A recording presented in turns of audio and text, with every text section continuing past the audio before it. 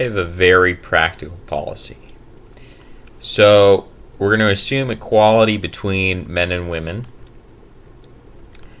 And we're going to do away with this concept of alimony, because that's not a capitalist idea.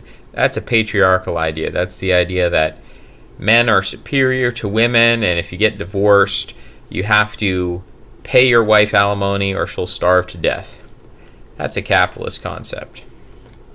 Here's how it should work.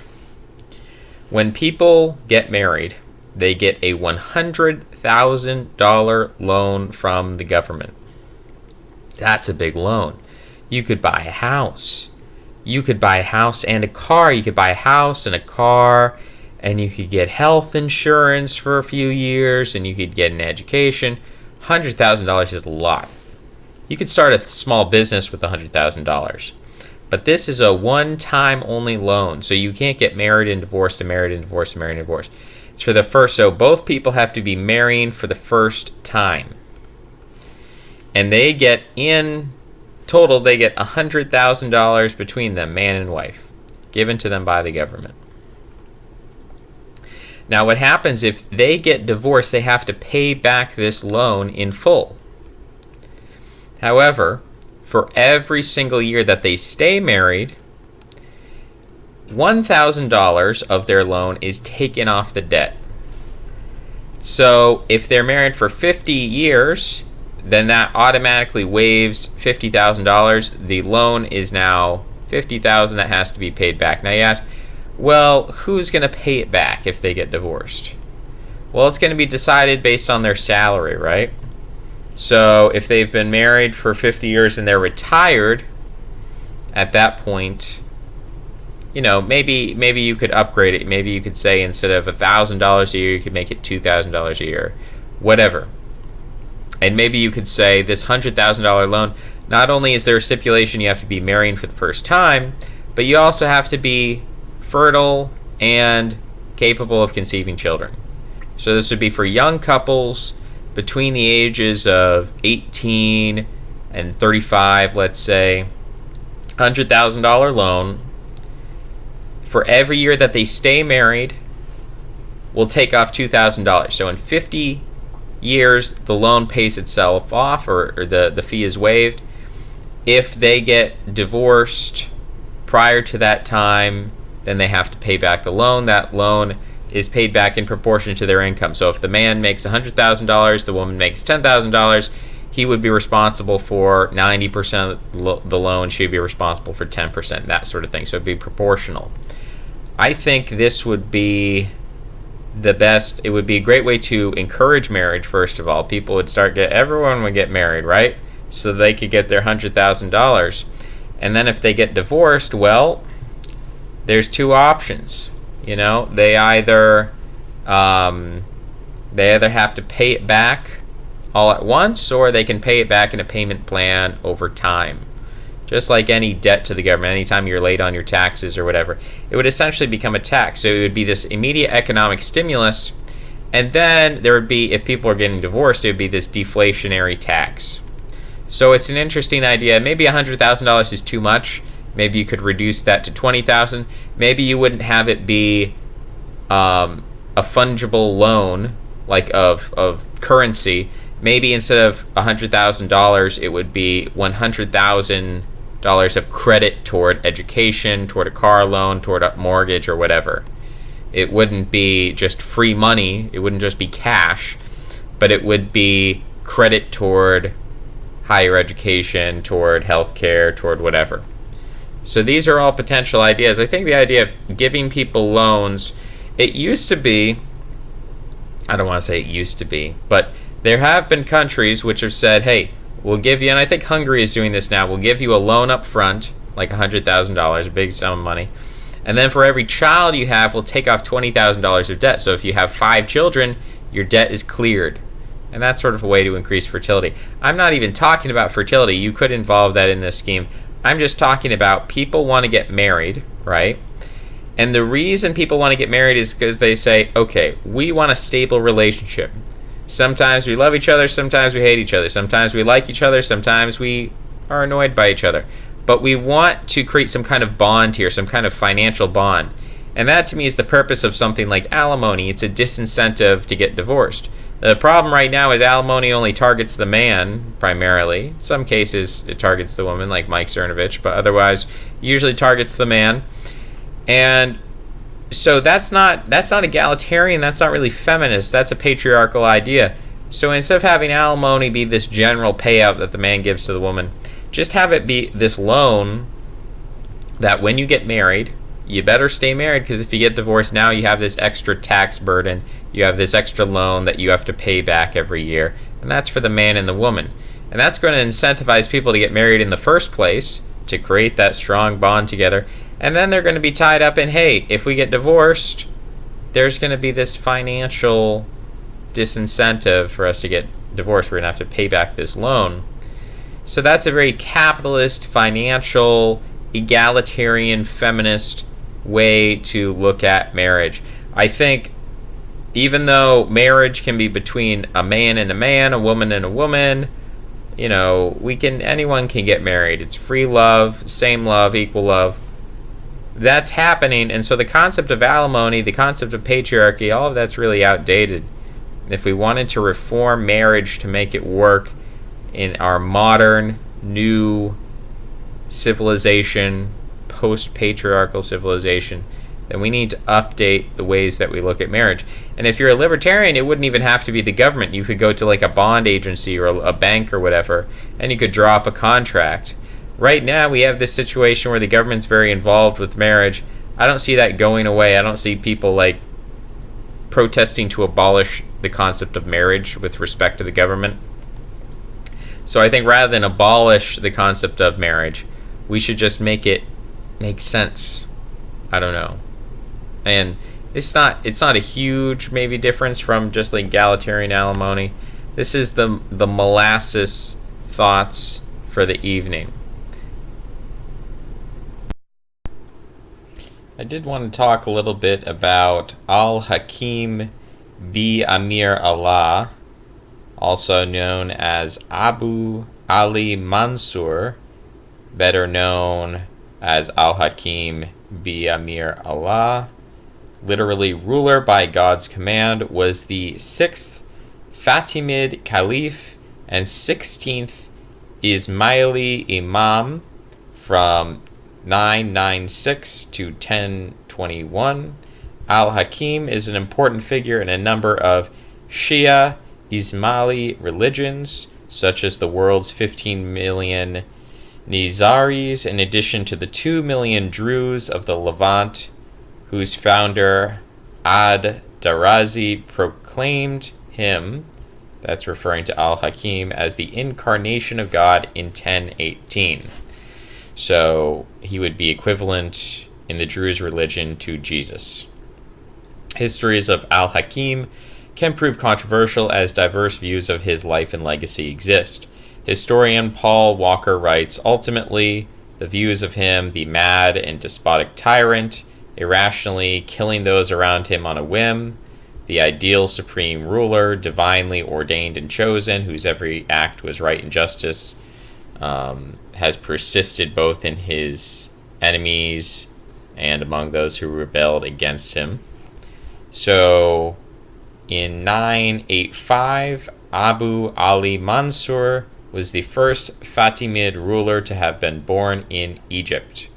Abu Ali Mansur had been proclaimed as the heir and succeeded his father, Abu Mansur Nizar al-Aziz, who is the 5th caliph, and he expanded the bureaucracy of that empire, the Fatimid Empire, and appointed Jews and Christians to a number of posts.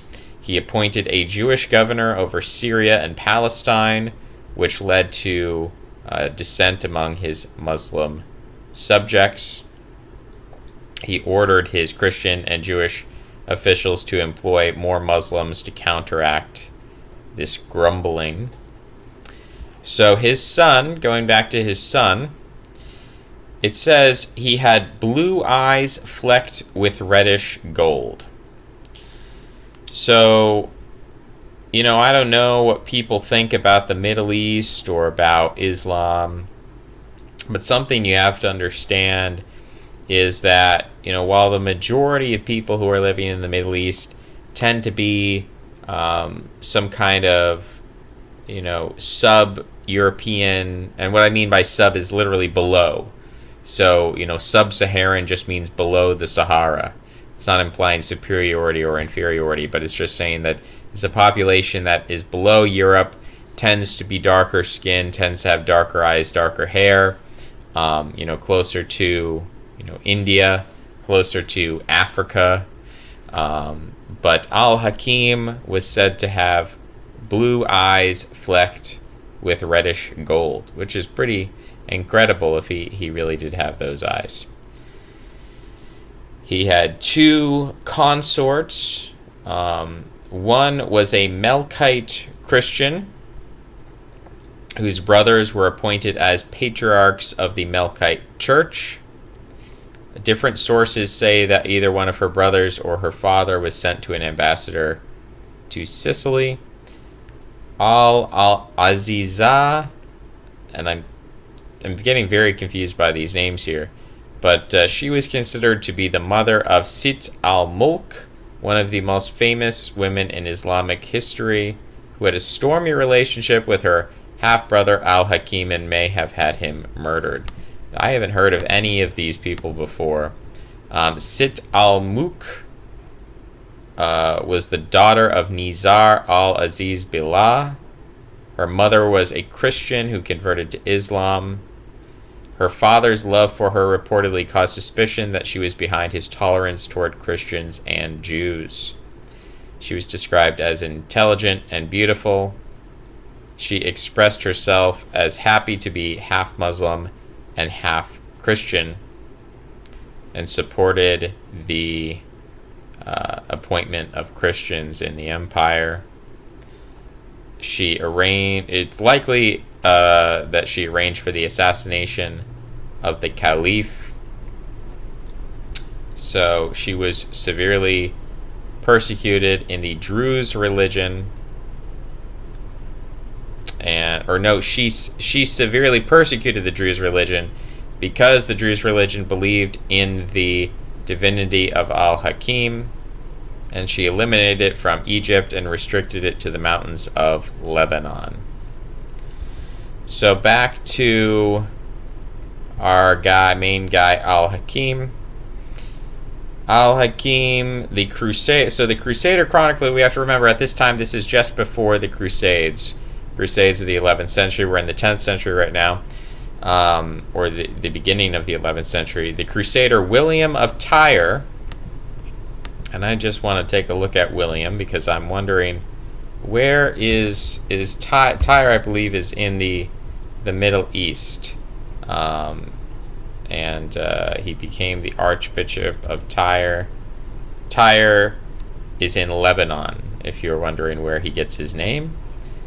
So William of Tyre claimed that Al-Azizah was the mother of Caliph Al-Hakim, although most historians dismiss this. William of Tyre went so far as to claim that Al-Hakim's destruction of the Church of the Holy Sepulchre in 1009 was due to his eagerness to disprove taunts that he was a Christian born of a Christian woman. By contrast, Musabihi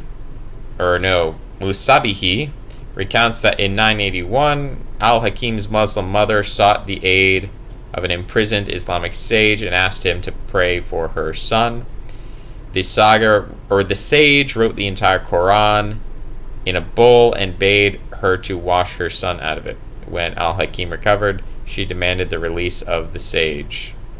Druze sources claim that Al-Hakim's mother was the daughter of Abdu-Ilah, one of Al-Mu'iz-li-Din Allah's sons, and therefore Al-Aziz's niece.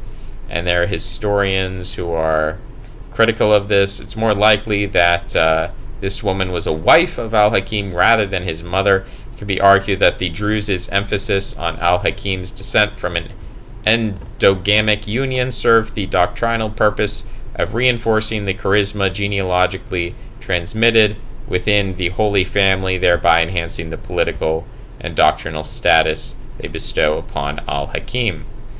His father, in 996, began a trip to Syria, which was held by the Fatimids only by force of arms and was under pressure from the Byzantines. The caliph fell ill at the beginning and lay sick in bed.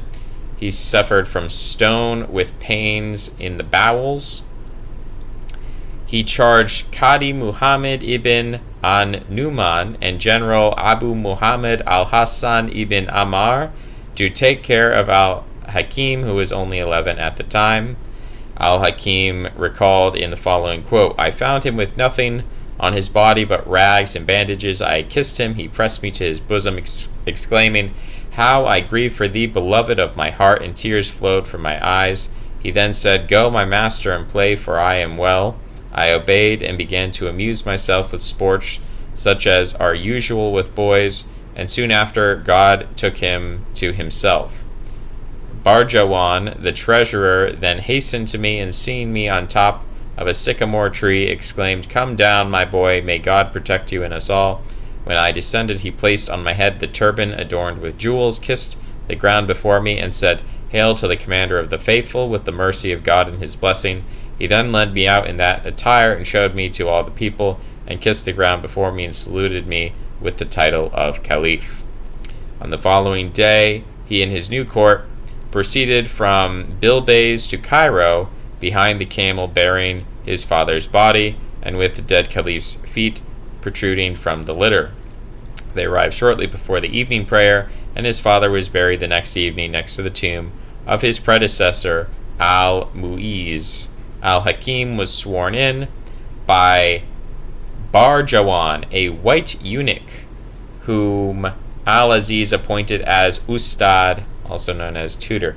So that term, this quote, a white eunuch, is coming from De Lacy O'Leary, 1923, A Short History of the Fatimid Caliphate, which is a very politically incorrect source here, because usually what we like to do is we like to imagine that Africa was actually responsible for Greek civilization, because black Africans created Egypt and that influenced the Greeks, and so really Western civilization is a product of African genius. But here what we're seeing is that the period which is typically known as the Islamic Golden Age, the Golden Age of Islam, between, say, the end of Muhammad's conquests in the 9th and 10th centuries and his descendants, in the 9th and 10th centuries up till maybe the 12th or 13th century, this is supposed to be the Golden Age of Islam. And yet, this guy, Al-Hakim, had blue eyes, and his tutor was a white eunuch. So I don't know. I mean, maybe that's just this old source. I don't know what this racist source is doing on Wikipedia, but I'm just reading it as it is. I'm not endorsing it. Because it had been unclear whether he would inherit his father's position, the successful transfer of power was a demonstration of the stability of the Fatimid dynasty. The Kutama Berbers seized the chance to recover their dominant position, which had eroded under Al-Aziz due to the influx of Turkish and Dalamite mercenaries. I think we're going to end it there. We might pick up on it again another time. Bye-bye.